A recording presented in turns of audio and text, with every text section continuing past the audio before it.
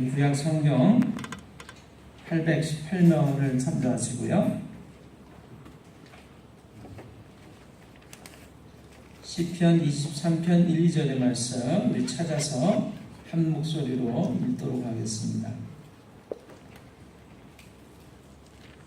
찾으셨나요? 예, 우리 한 목소리로 같이 읽겠습니다. 여호와는 나의 목자시니 내게 부족함이 없으리로다. 그가 나를 푸른 풀밭에 누이시며 쉴만한 물가로 인도하시는 도다. 아멘. 여호와는 나의 목자시니 내게 부족함이 없으리로다. 그가 나를 푸른 풀밭에 누이시며 쉴만한 물가로 인도하시는 도다. 아멘. 여러분 오늘 나눠드릴 인생물이 있는데요. 함께 좀 봐주실까요? 예.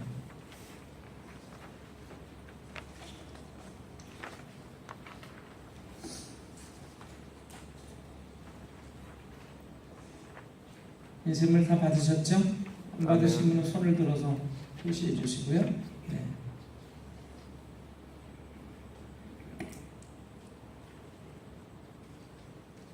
네, 우리 인생물에 있는 글을 좀 같이 보겠습니다. 제가 읽습니다.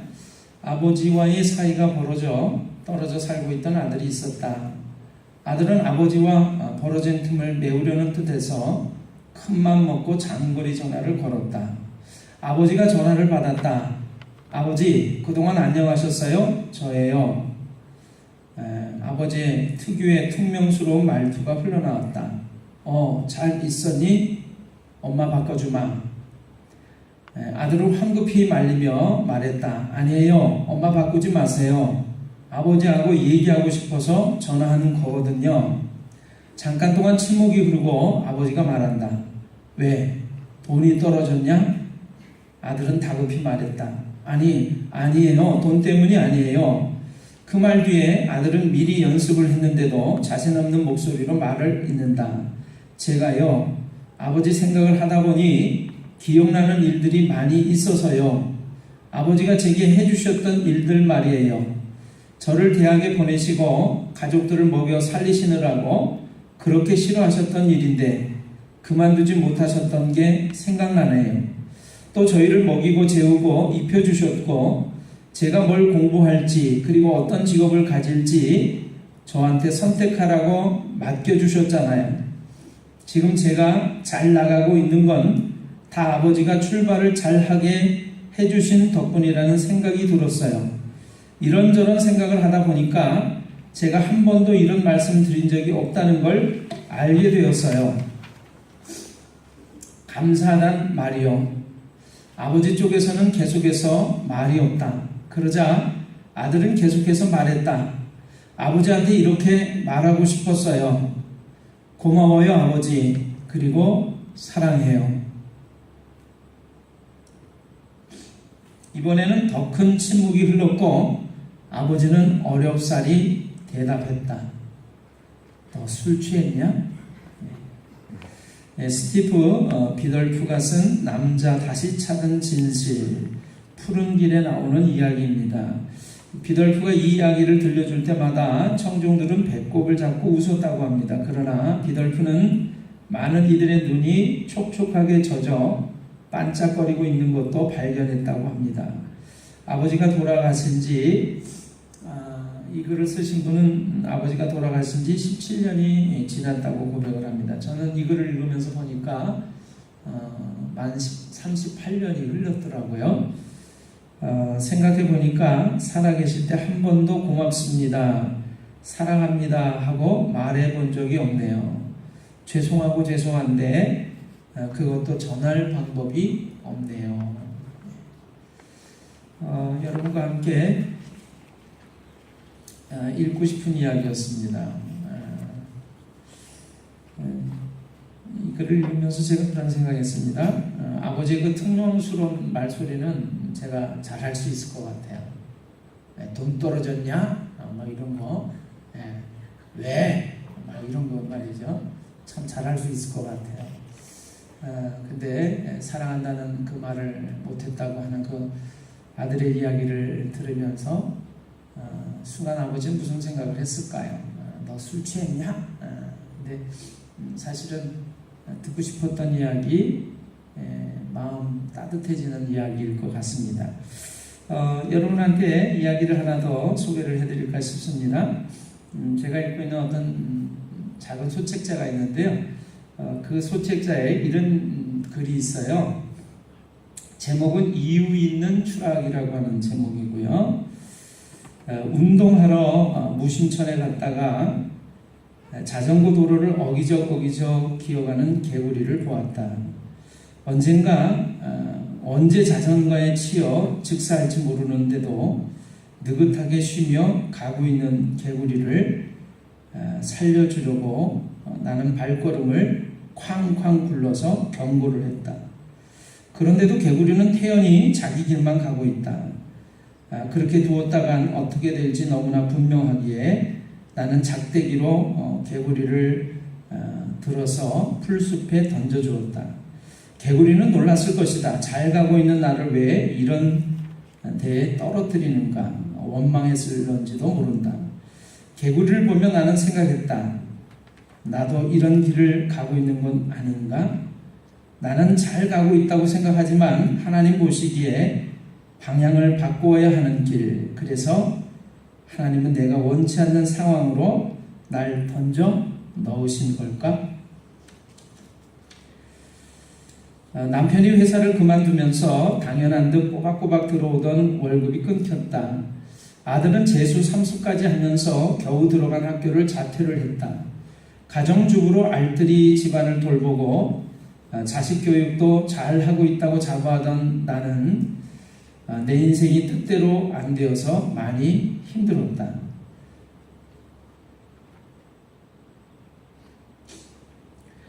교회에서 세례를 받자마자 봉사활동을 시작해서 20여 년 동안 많은 시간과 노력을 쏟아왔는데 나는 열심히 신앙생활하고 착하게 살려고 노력했는데 왜 이런 일이 일어날까? 신앙생활까지 회의가 들었다. 열심히 하지 않는 다른 사람들은 운 좋게도 아이들이 과분한 학교도 잘 들어가고 남편이 돈도 잘 벌어다 주던데 하나님이 너무나 불공평하다고 원망을 했다. 답답한 마음을 가라앉히려고 밖으로 나가 걸어가면서 생각해 보았다. 왜 이렇게 되었을까? 난 다 잘한 것 같은데. 그런데 그날 개구리를 풀숲에 던져주면서 문득 그런 생각이 들었다. 하나님 보시기에 나도 그 개구리 같지는 않았을까? 잘 풀리는 모든 일은 내가 잘했다고 생각을 했었다. 신앙생활을 열심히 하니까 하나님도 당연히 날 편하게 살게 해주셔야지 하면서 하나님조차 내가 원하는 대로 움직일 수 있다는 듯이 교만했었다. 남들이 어렵다고 하면 열심히 안 살아서 그렇지 라고 생각을 했고 이웃의 아이가 공부도 안 하고 속을 썩인다고 하면 그 부모가 자식 교육을 잘못시킨 건 아닐까 하면서 이웃에 대한 이해와 사랑을 가지지를 못했다. 내 신앙생활도 돌이켜보니까 겉으로는 열심히였지만 마음 안에는 하나님에 대한 진정한 사랑이 없었다라고 하는 것을 깨달았다. 돈이 없어 보니까 돈 없는 서러움도 알게 되고 자식이 내가 원하는 길을 가지 않겠다고 하니까 그제서야 내 마음대로 그 아이의 인생을 결정하려고 했다는 것도 알게 되었다. 그러면서 다른 사람들이 겪는 어려움도 이해가 되고 공감이 되었다. 내가 개구리를 살리려고 풀숲에 던져 넣었듯이 하나님도 날 위해 어려운 상황으로 인도하시는 것은 아닐까. 방향전환. 이 세상에서 어려움 없이 살면서 취미생활처럼 신앙생활을 하니까 하나님과 진실한 만남을 갖지 못했었던 것이구나. 하나님은 작은 개구리를 통해서 나 자신을 돌아보게 하고 하나님의 마음도 나에게 전해주셨다. 그러고 보니까 그간 겪어온 이런저런 실패는 나를 살리기 위한 이유 있는 추락이었고 하나님이 나를 사랑하시는 또 다른 표현이었다. 이유 있는 추락이라고 하는 내용입니다. 우리가 가까이 이제 무심천이 있고요. 무심천에도 자전거 도로가 있거든요. 그래서 이 글의 주변은 사실은 무심천이 아닙니다. 아닌데 제가 무심천으로 바꿔서 여러분에게 읽어드렸습니다. 저는 이 짧은 글을 읽는데요. 참 마음이 좋았어요. 저도 그렇게 이런 모습을 겪을 때가 많았거든요. 길 가다가 이제 개구리를 발견하는 거죠. 그래서 이대로 있다가는 차에 치이거나 자전거에 치이거나 사람들 발에 밟히거나 그럴 것 같아가지고 저도 옆에서 뒤에서 그냥 개구리를 유혹을 했단 말이에요. 꽝꽝 부르면서 막 빨리 피해, 빨리 도망가. 그런데도 이 개구리는 아주 천연덕스럽게 자기 길을 가는 거죠. 저는 그러다 말았는데 이 필자는 그 개구리를 작대기를 들어가지고 풀숲에 옮겨줬다라고 하는 것입니다. 개구리 입장에서 보면 길 잘 가고 있는데 왜 나를 풀숲에 던져놓느냐 이렇게 생각할 수 있겠죠. 하나님이 우리의 삶 속에 어떤 고난과 어려움을 주실 때 왜 잘 가고 있는 나를 이렇게 힘들게 하시나. 그러나 하나님은 이유 있는 우리의 삶 속에 어떤 상황을 통해서 우리로 하여금 하나님과의 진정한 만남, 돌이켜보고 생각해 볼 수 있는 그런 기회를 주신다라고 하는 것이죠. 믿으시나요? 아멘. 그래서 나는 범사에 감사하라라고 하신 말씀을 또 한번 생각하게 됐고요. 나의 삶 속에 구석구석 작은 것 하나에도 간섭하고 계시는 하나님의 은혜와 사랑을 깨달을 수 있었습니다. 여러분, 오늘 저는요, 여러분들에게 또 하나의 그 글을 소개를 하고 싶어서 주보에다가 제가 좀 실어놨어요. 여러분, 주보를 펴셔서 안쪽에 글을 한번 펴보실까요? 안쪽에 글, 오늘이라고 하는 글이 있습니다.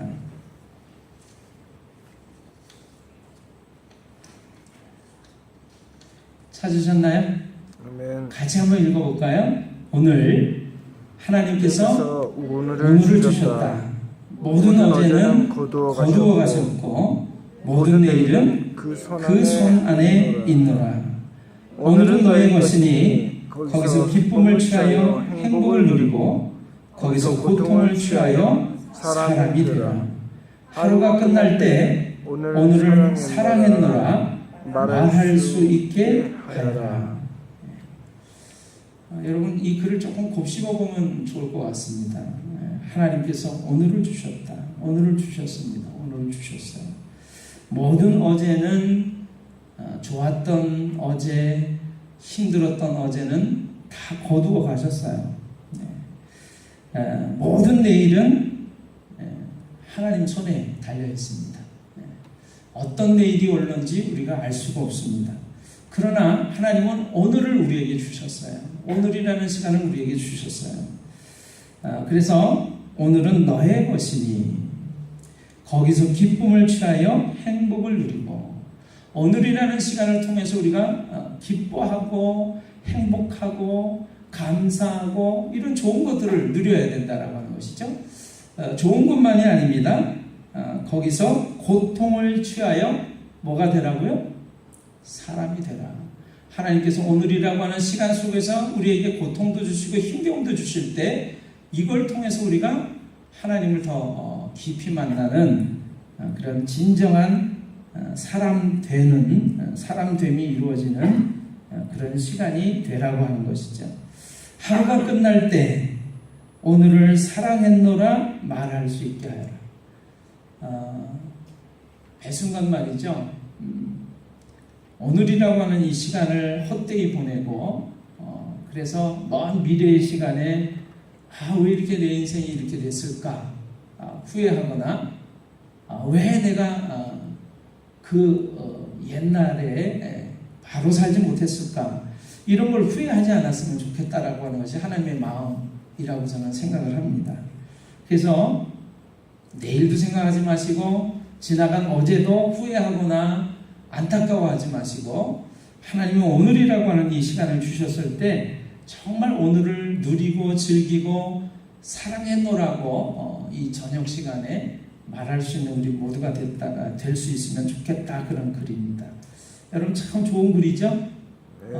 80이 넘은 어떤 미국에 사는 할머니가 이 글을 읽고서는요, 벽에다가 크게 써 붙여놨대요. 매일같이 이걸 읽어본답니다. 저도 읽으면서 너무 좋아서 여러분들에게 선물로 오늘 드립니다. 오늘 저는 여러분들과 함께 오늘 여행을 좀 떠나려고 합니다. 날씨는 더운데요. 어디를 가려고 그러냐면 이스라엘이라고 하는 예수님이 태어나셔서 33년 동안 공생애를 사셨던 그 동네를 좀 가보려고 그래요. 요즘은 세상이 너무나 좋아져서 자리에 앉아서도 그 나라를 가볼 수가 있습니다.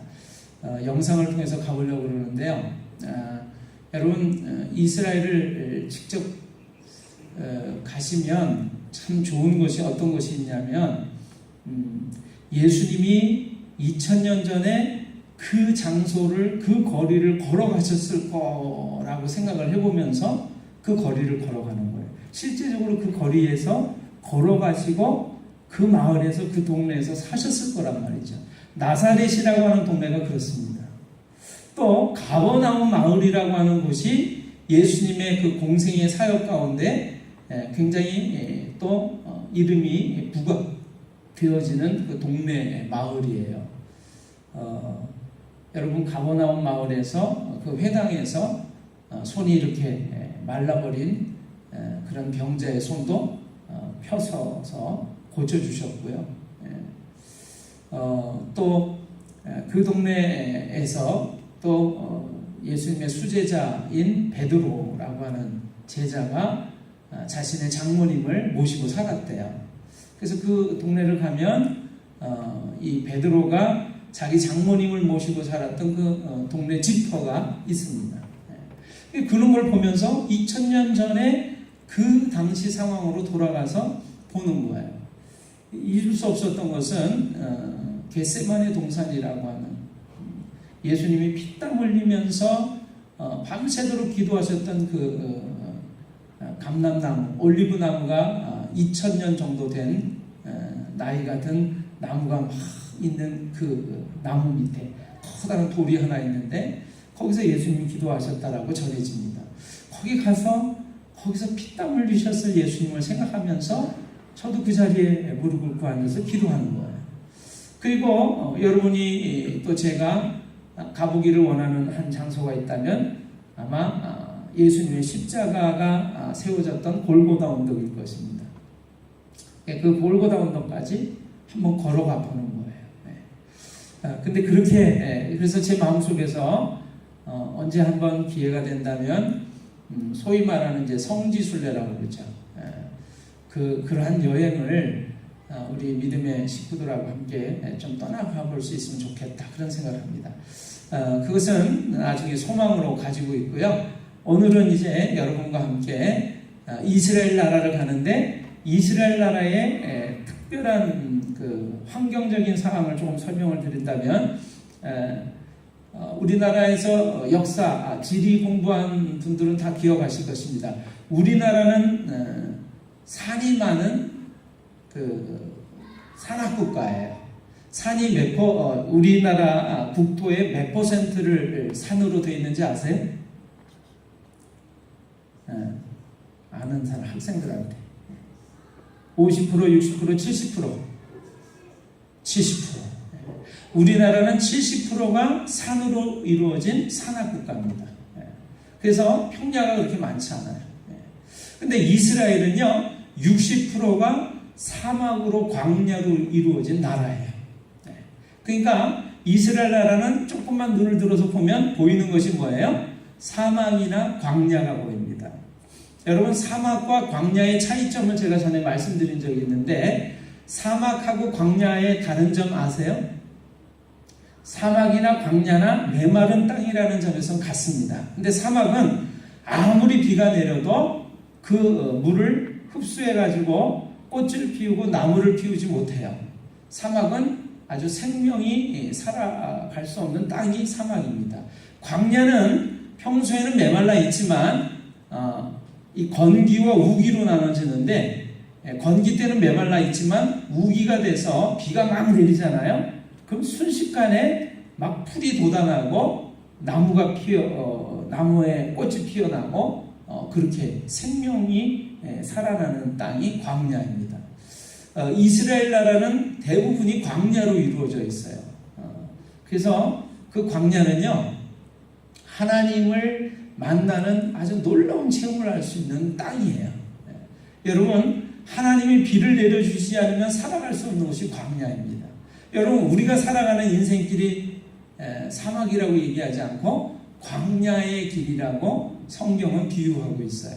그래서 그 광야를 한번 가보려고 그래요. 여러분, 자, 광야를 한번 여행할 텐데 시편 23편의 푸른 풀밭이란 1번.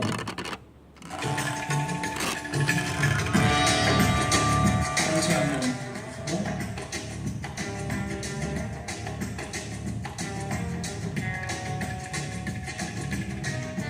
글씨를 잘 읽어보세요.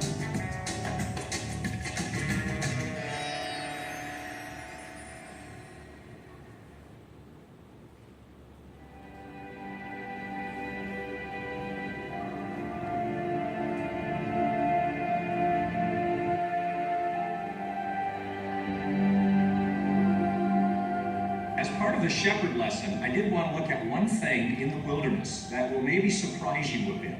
Believe it or not, this is called wilderness, midbar, but it's also called green pastures. Now, when you take a Westerner here the first time and you look at this, you find people say, well, I don't know that I can go there. Because the Psalm 23, the Lord leads me into green pastures, has been pictured as belly deep alfalfa. Well, you haven't seen any belly deep alfalfa. And from biblical time to today, it's rare to see a flock in the farm country. There isn't a lot of farm country in this culture, and so farmers kept the shepherds out as much as they could. Maybe they would come in a little bit after the harvest to glean what was left, but you don't want sheep where you can farm. This is the land of the shepherd. Right on the hillside across from us, you can see those grazing trails, cut there by sheep maybe as long ago as Abraham's time. They're spaced so that an animal on one path and an animal on another can reach right to the middle between them. That determines the distance, so you can graze an entire hillside. And the shepherds lead their sheep across that hillside slowly, grazing what's there. Now, you look at it from here and you say, what's there? In fact, I remember my first impression. I woke up one morning, I was sleeping out in the wilderness, and I remember waking up, watching a flock of sheep on a hillside like this, and my feeling was, what are those, rock-eating sheep? I mean, what do they eat?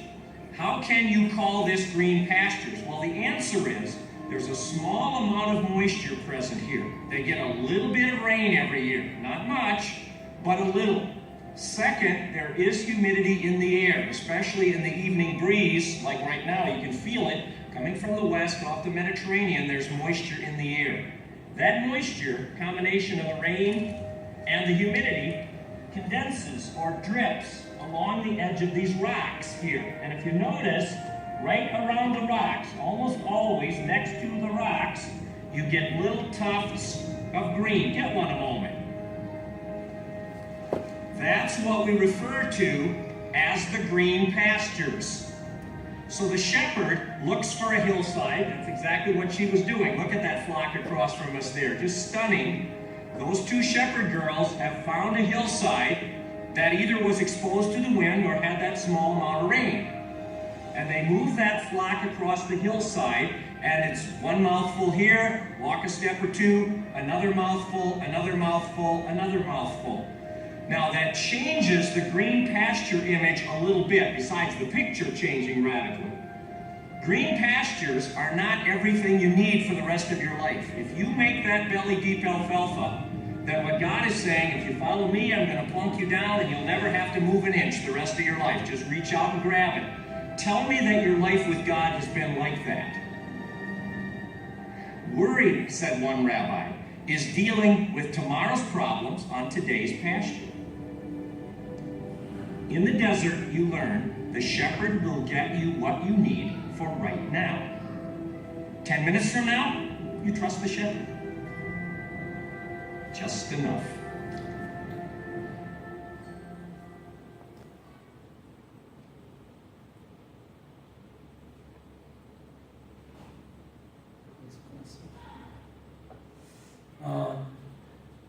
영상 잘 보셨나요? 글씨는 잘 보셨어요? 아멘. 네. 글씨가 잘 안 보이시는 분은 영어를 통해서 이렇게 이해하시면 돼요. 이 영상은요, 이스라엘 현지를 가면요, 현지에서 이제 소위 말하는 성지순례를 가면 현지에서 그 현장에 있는 어떤 내용을 가지고 성경과 함께 설명을 하면서 성경 박사가 설명을 해주는 거예요. 그래서 광야를 보여주면서 이런 설명을 합니다. 시편 23편에 여호와는 나의 목자시니 내게 부족함이 없으리로다. 그가 나를 푸른 풀밭에 누이시며 쉴만한 물가로 인도하시는 도다. 그래서 여러분 푸른 풀밭을 보기를 원하시지 않습니까? 근데 광야를 보여주면서 이것이 성경이 말하는 푸른 풀밭입니다. 이렇게 얘기를 한다는 거예요.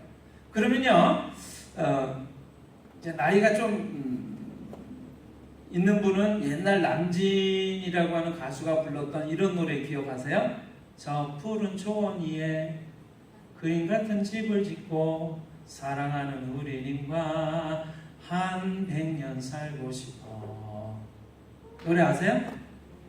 네. 저 푸른 초원 위에, 우리가 생각하는 푸른 풀밭을 생각할 때 이 푸른 풀들이 말이죠, 풀밭을 이루고 있는 그 초원을 생각한단 말이에요.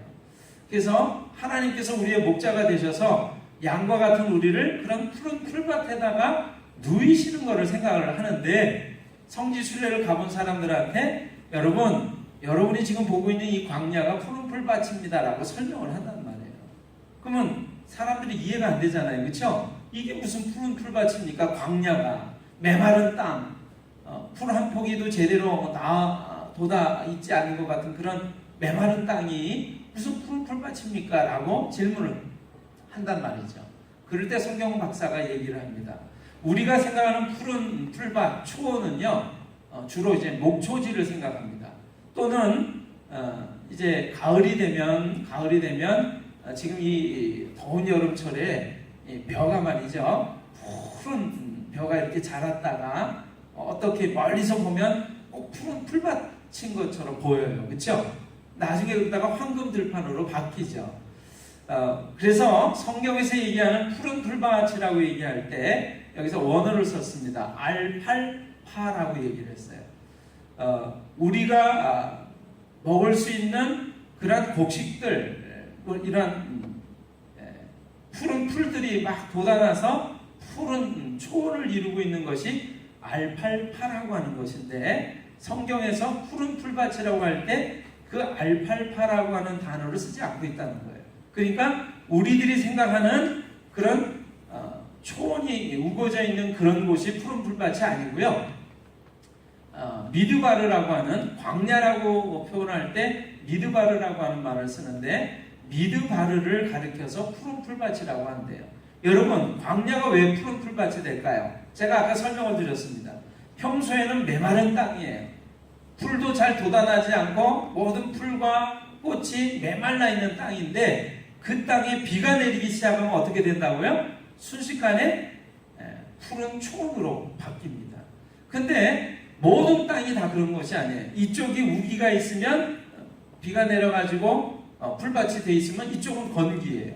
그러니까 건기철에 양들을 기르던 목자들은 우기철을 맞아서 이동을 해가지고 그 목초지가 이렇게 막 풀이 돋아난 곳으로 가서 양들을 먹이죠.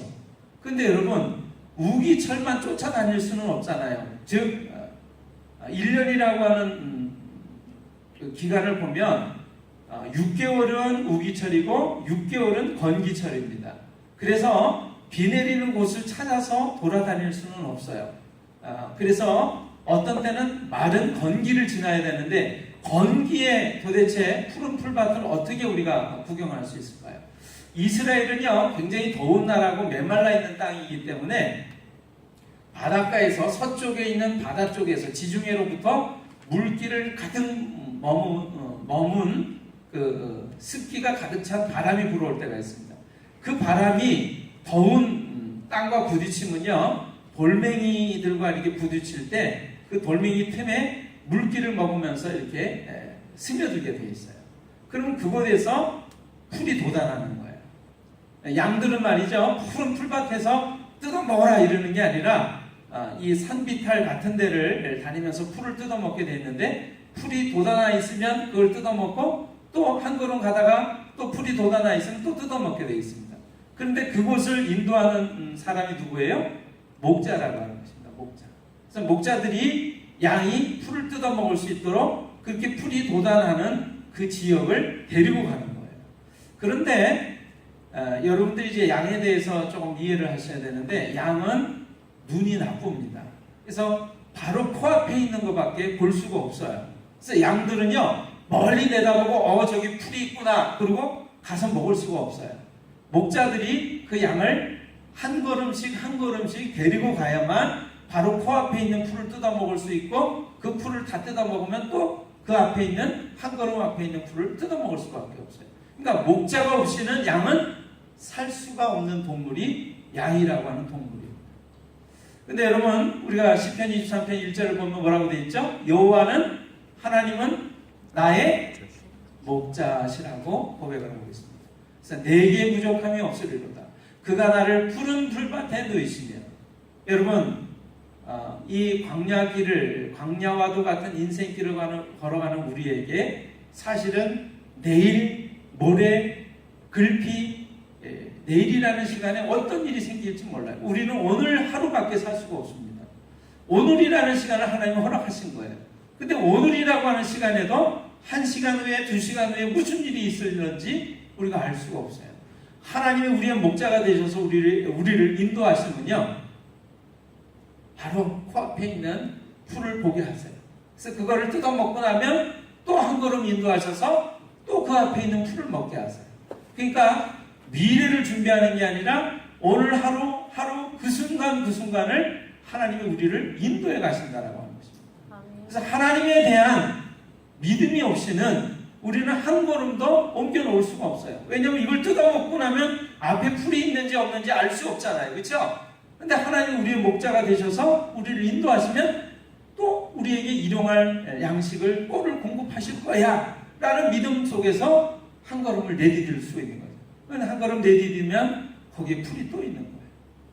여러분 성경이 말하는 푸른 풀밭이라고 하는 것은 우기철에 순식간에 풀이 돋아나서 먹을 꼴이 양식이 풍족한 그런 풀밭도 하나님이 푸른 풀밭이라고 그러시지만 일반적으로 살아가는 광야와도 같은 그 땅을 푸른 풀밭이라고 하신대요. 그런데 그 푸른 풀밭은 하나님이 우리를 인도하셔서 데리고 가시는 그 길이 바로 푸른 풀밭이라고 하는 것입니다. 여러분 이해되시나요?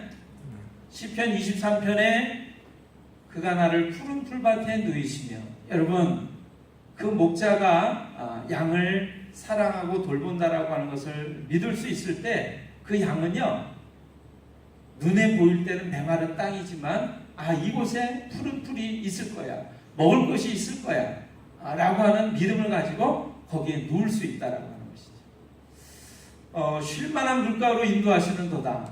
양은요 두려움이 많은 동물입니다. 그리고 털이 많아가지고요 이 양들은요 물이 많은 곳은 무서워한대요. 두려움을 가지고 있답니다. 거기다가 흐르는 물이라고 하면은요 물을 한번 먹으려고 그러다가 어떻게 해요? 그 풍성한 털에 물기가 스며들기라도 하면 어떻게 되죠? 물에 빠져서 살아날 방법이 없어요. 그래서 양들은 물이 많은 곳은 가기를 싫어한다. 흐르는 물은 싫어한대요. 근데 성경에서는 이렇게 말하고 있습니다. 쉴만한 물가로 인도하시는 도다. 여러분 쉴만한 물가를 다른 번역에서는 잔잔한 물가로 인도하시는 도다 이렇게 표현을 했는데 흘러가는 물이 그냥 내가 편안하게 떠먹을 수 있고 물이 너무 많지도 않아가지고 빠져 죽을 염려가 없는 그 물은 어떻게 준비가 되는 것일까요? 양의 목자가 물을 준비해 놓는 거예요. 마음껏 안심하고 떠먹을 수 있도록, 마실 수 있도록 떠다 놓는 물, 고여놓은 물, 수심도 깊지 않고 편안한 물, 그것이 바로 쉴만한 물가라고 하는 것이죠. 하나님께서 우리의 목자가 되실 때 하나님은 우리의 걸음 한 걸음을 인도해 가시고 우리의 삶 속에서 우리의 일용할 것들 또 쉴 것들을 준비하신다라고 하는 것입니다. 아멘. 성지를 위해서 가보면 이스라엘 현지를 가봐야만 이게 푸른 물밭이야. 그래서 어떤 서구 사람들은 그런데요. 서양 사람들은 나는 저런 곳이 푸른 물밭이라면 난 저런 데는 가고 싶지 않아요. 그렇게 얘기를 한다는 거예요. 근데 하나님은 우리에게 먹을 거를 1년치 10년치를 쌓아놓고 자 어디 갈 필요 없어. 여기서 마음껏 먹으면서 쉬어라. 이렇게 말씀하시지 않고 하루하루 매 순간을 하나님을 의지하는 목자를 의지하지 않고는 살아갈 수 없다라고 고백하는 그 땅이 하나님이 인도하시는 푸른 풀밭이고 쉴만한 물가라고 하는 것을 말씀하고 있다라고 하는 것입니다. 오늘 시편 23편 목동이었던 다윗은 이렇게 고백합니다. 여호와는 나의 목자시니 내게 부족함이 없으리로다. 여러분 우리는 염려하고 걱정하고 내일 어떻게 될까, 모레 어떻게 될까, 10년 후에 어떻게 될까, 내 미래는 어떻게 될까 걱정하고 염려하지만 하나님은 우리의 삶을 하루하루 매일같이 한순간 인도하신다는 것을 믿으시기를 바랍니다. 아멘. 그거를 고백한 다윗은 여호와는 나의 목자시니 내게 부족함이 없으리로다 이렇게 고백을 했다는 거예요.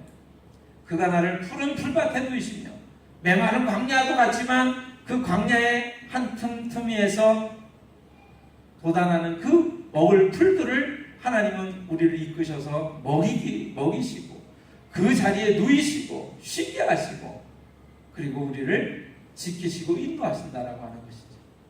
오늘 시편 23편 2절 그가 나를 푸른 풀밭에 누이시며 쉴만한 물가로 인도하시는도다. 결국에 이것은 우리로 하여금 하나님이 어떠하신 분임을 알고 그분을 온전히 신뢰하라고 하는 것을 말씀해주고 있습니다. 하나님 그러한 하나님이세요. 여러분 그래서 사모님 잠깐 나오실까요?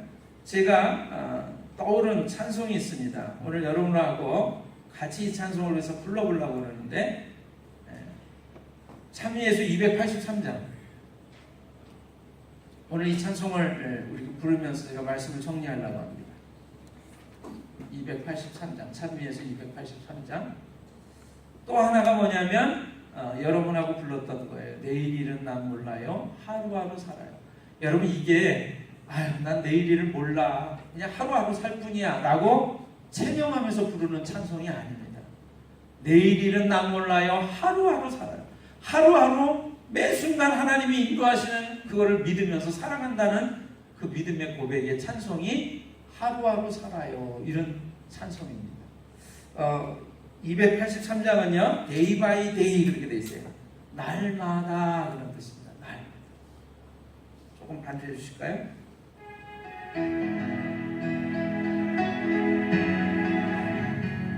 오늘 우리의 삶의 이야기가 아닌가 한번 가사를 보시면서 생각하시면 좋겠어요.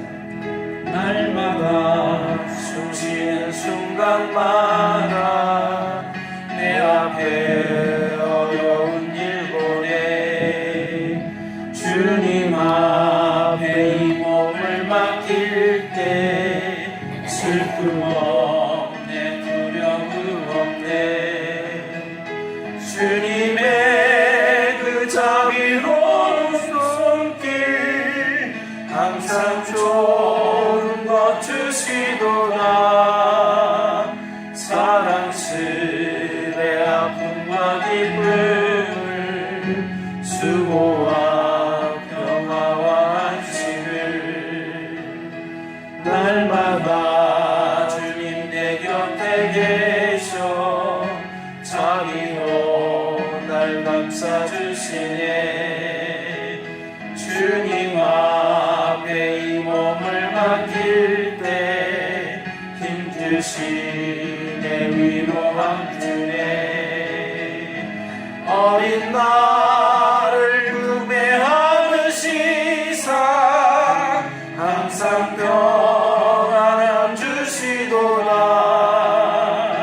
내가 살아 숨을 쉬는 동안 살피신다 약속하셨네 인생의 어려운 순간마다 주의 약속 생각해보네 내 맘속에 믿음 잃지 않고 말씀 속에 위로를 얻네 주님의 오심 바라보며 모든 어려움 이기도다 흘러가는 순간순간마다 주님 약속 새겨봅니다 데이 바이 데이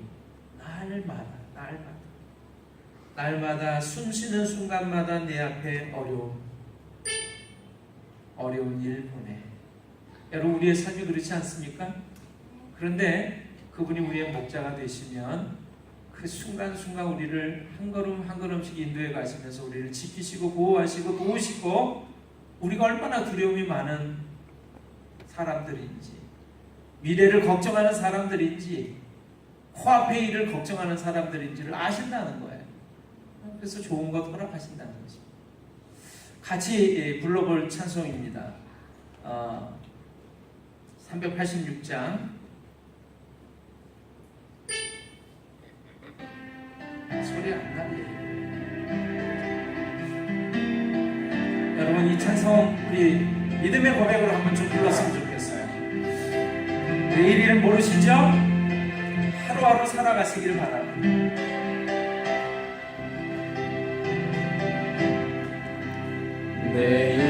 내일은 난 몰라요 하루하루 살아야 불행이나 요행함도 내 뜻대로 못해요 험한 이 길 가고 가도 끝은 없고 보내요 주님 예수 할례미사 내 손 잡아 주소서